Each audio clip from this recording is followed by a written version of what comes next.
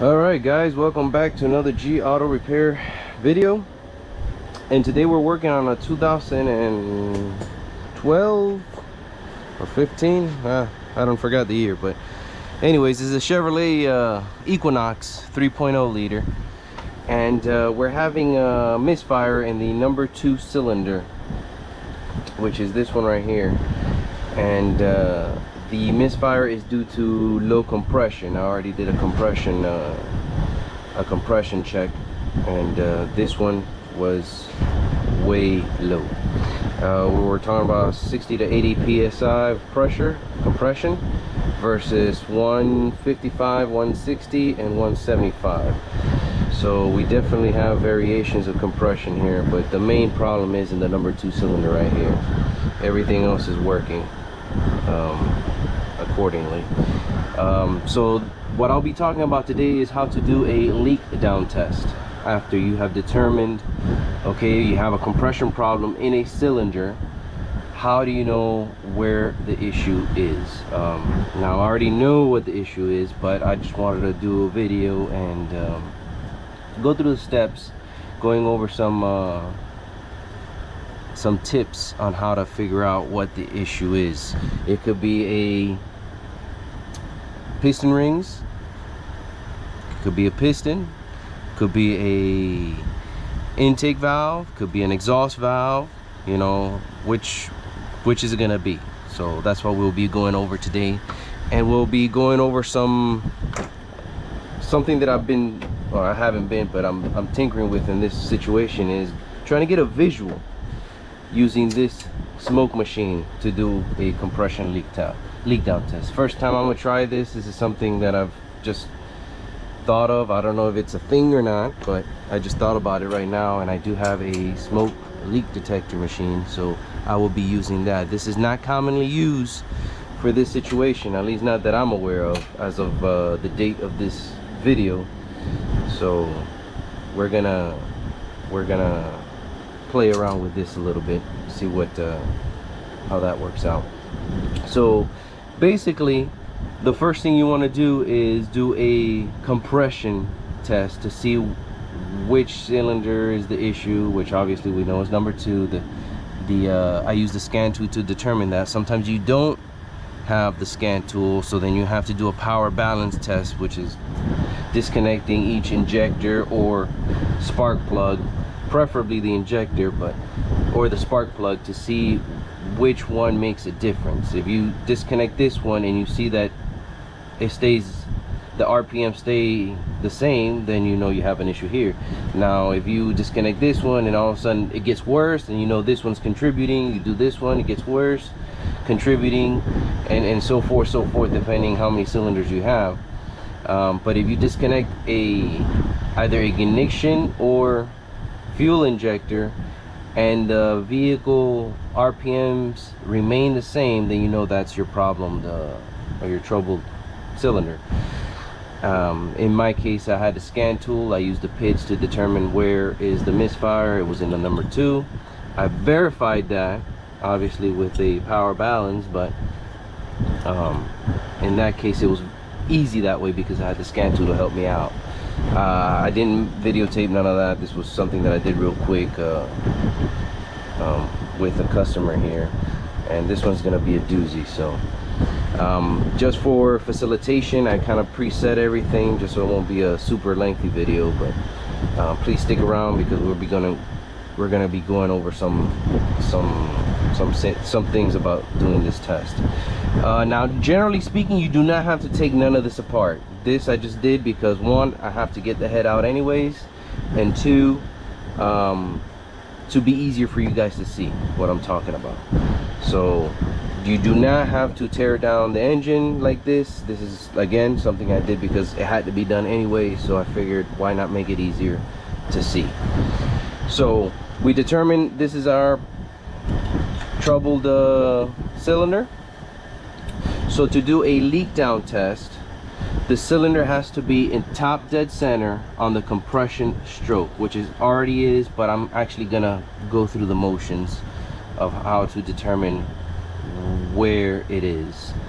Now I have this little thing that I made. This is just a piece of wire hanger, nothing fancy. I just straighten it out, bend the little tips a little bit, and made it of a, I don't know, this is about 8 inches or so long, and then it fits. You remove the spark plug and it fits right in there.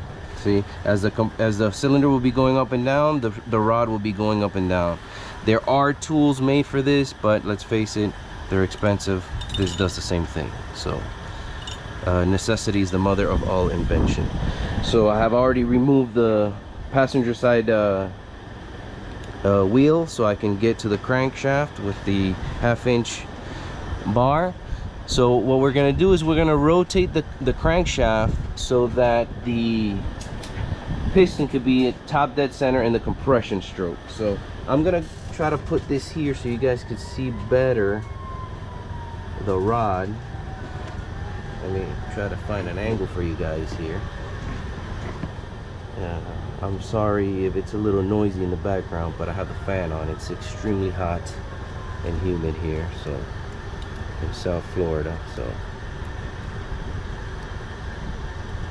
okay, so I have the rod. One thing is you want to make sure that as it goes up and down, it doesn't get kinked in there and damages the threads of the spark plug.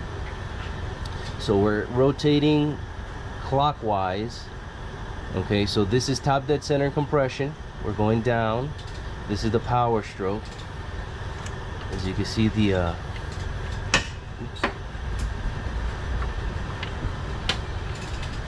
piston is going down.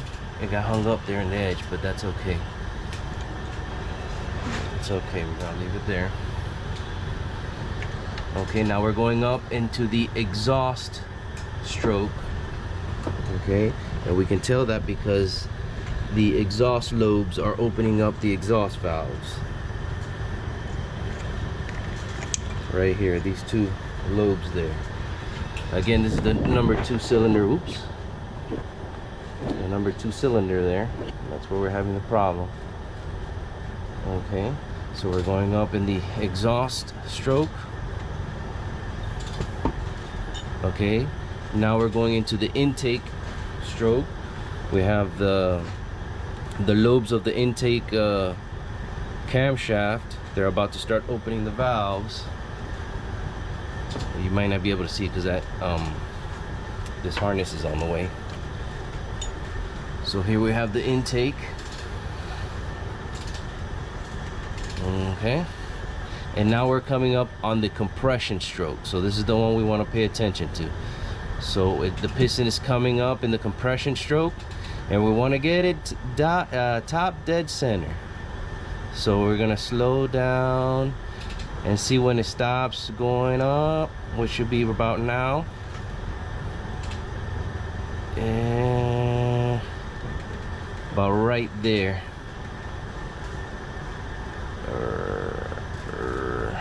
Right there. Okay, so this piston is all the way in the top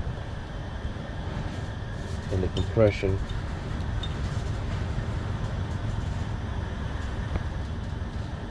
In the compression stroke. As you can see here, we have the lobes of the intake, the lobes of the exhaust, and they're both not opening up any valves. So that's where we want this cylinder out. That's where we have the piston. It's too dark in there, you really can't see it, but I can just about see the very top of the piston there. So again, there are tools for this that you can purchase from Snap-on, Matco, Mac, whatever your favorite vendor is, but that works just as well. Now, if this was all installed, obviously you can't see these lobes, so how would you know? They sell what they call a whistle that you can put on the you can install here, and as it's going up in the compression stroke, it'll start to whistle a little bit. Granted, at least there should be some kind of compression on there to make it whistle to begin with. So you have a dead zero cylinder, then that's going to be a little bit difficult. if it doesn't whistle. But the point is that you want it into the top dead center in the compression stroke. So we're gonna go ahead and install our leak down tester now, and I will be using, let me put this here, we'll be using a Matco Tool CLT 2A PB. Here it is, right out of the box. You're gonna need this hose. This is a little adapter, a little hose that I put at the end of it. But you're just gonna screw this on like if you were doing a compression test. The only difference is there is no check valve. You can pump or suck air out of it. There is no check valve there. So we're just gonna screw it where the spark plug goes.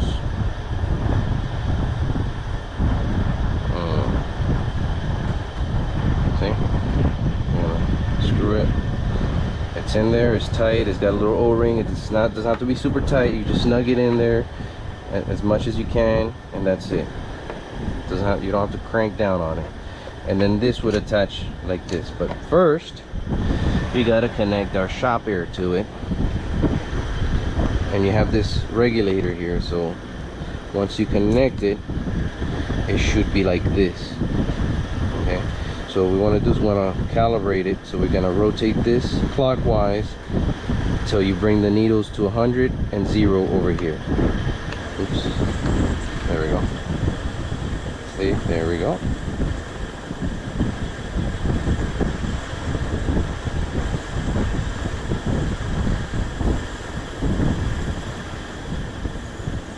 Just till it hits 0. There. We're gonna just lock it in there. Now after we're done with the test, we want to reset it back to where it was. You don't want to leave it set like this, so all you would do is you would twist the regular counterclockwise, and we'll bring it back to 0 psi here.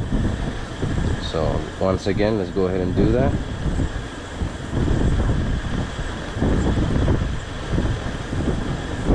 Maybe I'll separate this video and do a separate one.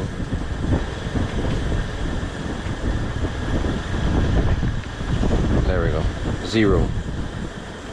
0, 20, 40, 60, 80%, 100% leakage. So we want this to be obviously below 20%. We don't want to have too much leakage here.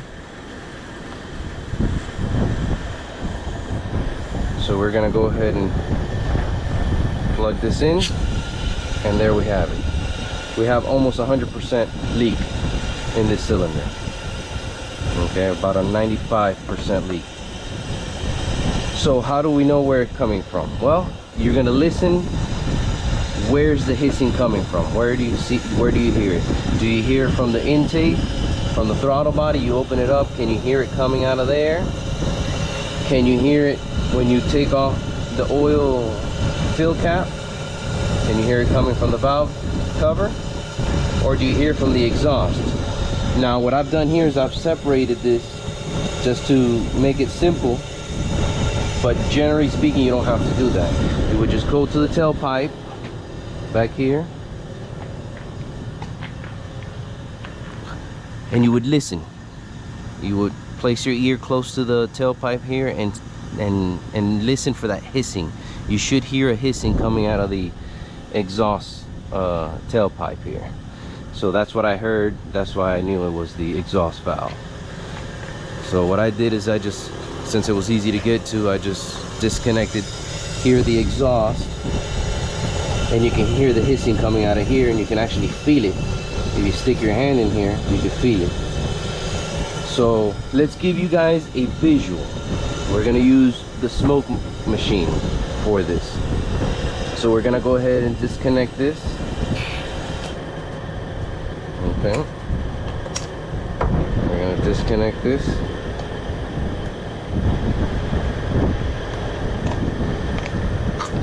Like I said, you have to reset this, so do it all the way back.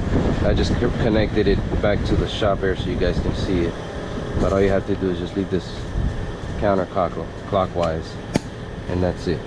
put your tool away. Alright, so what I'm gonna do is I'm gonna put this rubber piece of hose here, and I'm just gonna attach it here. Okay, and I'm gonna connect my smoke machine. Let's connect it here first. Okay, negative, positive. We're gonna hook this up. All right, so we have power. We're gonna get this right here. Let's see, I don't have to do anything here, so great. We're gonna turn it on, air mode. So we got, it's making pressure there. Now this is the All Tool SDT 206. I did do a review and I've used it to locate intake leaks. I encourage you to go to the channel and check out those videos.